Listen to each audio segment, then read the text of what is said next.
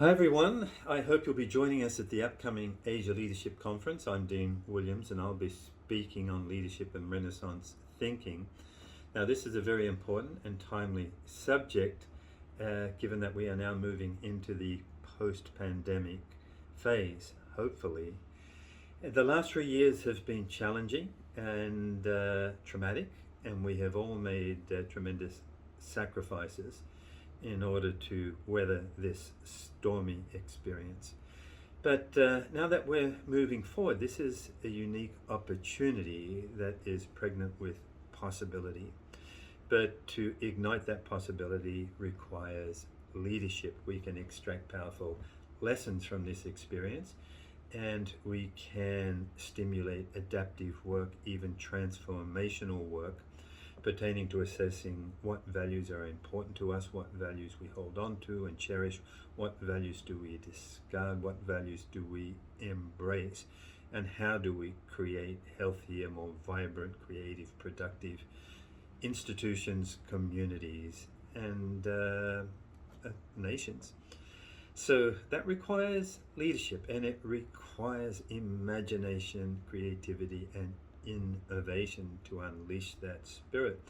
That's exactly what happened 600 years ago in Florence, Italy, and which is where the Italian Renaissance began.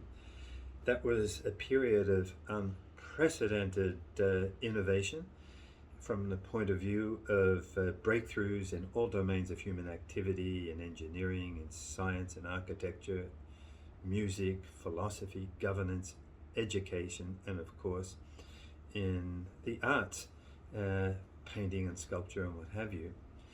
But you've heard of the names: Michelangelo, Leonardo da Vinci, Botticelli, Brunelleschi, that list goes on and on. But this was not just a place with an abundance of individual genius. What is interesting is the process that unleashed that kind of creativity, and that's what I'll be talking about.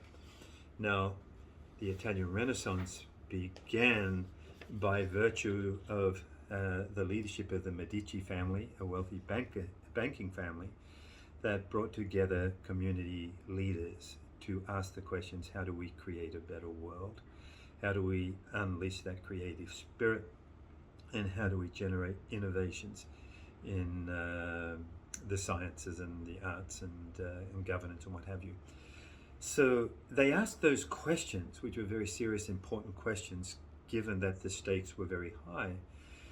Like us, they had experienced a pandemic. Their pandemic, the Black Plague, wiped out 1/3 of Europe. And if it wasn't a plague, it was these terrible, horrific wars between states that wreaked havoc on their respective communities. So the questions pertaining to, is this as good as it gets? How do we create a better world, and what is the role and function of leadership in producing that, were certainly important and relevant questions back then, and they are equally important and relevant and urgent questions for us today. And that is what I'll be talking about. The stakes are very high. As we move into this transitionary period, we know and sense all is not well in the world. There is increasing populism and tribalism and fundamentalism. There are fractures and divisions, and there are huge challenges. But we also know there is some exciting and amazing innovations going on in the technological front. But that creative spirit, what does it mean to elevate human nature? What does it mean to actually create institutions and systems that add breakthrough value for all of us, are essential questions. So I'll be drawing on my many years of research and teaching at Harvard University, and the experiences I've had in working with groups and institutions and governments all around the world.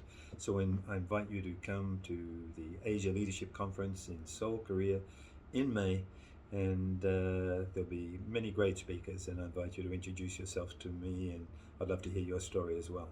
I'll see you there. Thank you.